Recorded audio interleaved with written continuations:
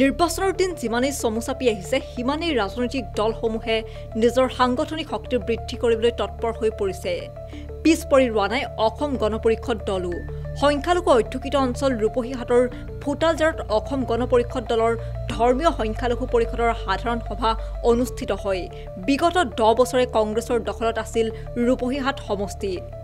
ৰূপহীহাট সমষ্টিৰ বিভিন্ন ঠাইত নিজৰ ভেটি শক্তিশালী কৰিবলৈ তৎপৰ হৈ পৰিছে অসম গণ পৰিষদ। ৰূপহীহাটৰ পৰা Ashraful Islam, news desk report.